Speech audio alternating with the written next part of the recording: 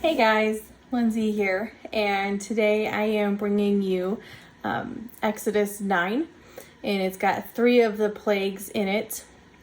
The first 2 are kind of just short, simple ones. The first one being like verses 1 through 7 talk about the plague against the livestock, and basically he says, let my people go, or I'm going to strike your livestock down with a deadly plague tomorrow. And of course, we all know Pharaoh doesn't let the people go, Israelites.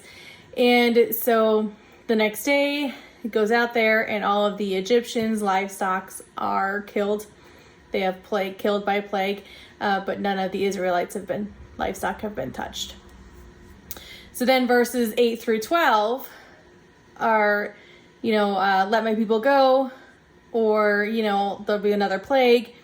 And he says to take a handful of soot from a brick kiln and toss it into the air as Pharaoh watches, and it'll spread all over Egypt, and everything that it touches will cause, festering boils on, people and animals. And even the magicians that, Pharaoh was using to recreate some of these issues or plagues that Moses was doing couldn't even counter this because they were affected by the festering boils as well.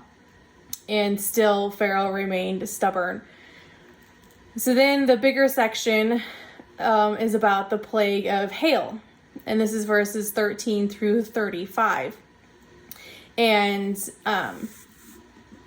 it kind of gives off in verses, hold on, let me find it here.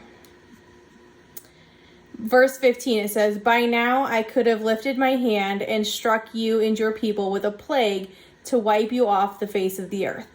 But I have spared you for a purpose, to show you my power and to spread my fame throughout the earth. And so here he's kind of like, look, I have the power to destroy you. I haven't. I'm using you as an example. Let my people go.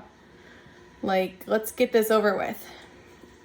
Otherwise, tomorrow we'll have this devastating hailstorm that you have never experienced before. And of course, he didn't. And so Moses called forth the hail. Some people listened to the warning that, if anything outside will be killed. And verses 20 and 21. Some people listened and some people didn't. And so those who didn't listen, they lost everything. It says in verses 25 here, it left all of Egypt in ruins. The hail struck down everything in the open field, people, animals, and plants alike. Even the trees were destroyed. The only place without hail was the region where the people of Israel lived. So then it goes on in verse 27. Pharaoh quickly summoned Moses and Aaron. This time I have sinned, he confessed. The Lord is the righteous one, and my people and I are wrong. Please beg the Lord to end this terrifying thunder and hail. We've had enough. I will let you go. You don't need to stay any longer. So Moses says, okay, as soon as I leave the city, I will stop the storm. And that's what he did. But then it says in verse down 34, but when Pharaoh saw that the rain, hail, and thunder had stopped, he and his officials sinned again, and Pharaoh again became stubborn. Because his heart was hard, Pharaoh refused to let the people leave, just as the Lord had predicted through Moses. So if anybody knows this story, that was no surprise. We knew that was going to happen. But it kind of made me wonder, how many times in our life have we been Pharaoh? We pray, oh, if you just do this one thing for me, God, then I promise I'll fill in the blank. Or, this is the last time I'm going to smoke. This is the last drink I'm going to take. This is the last time I'm going to go gambling. Whatever, fill in that blank.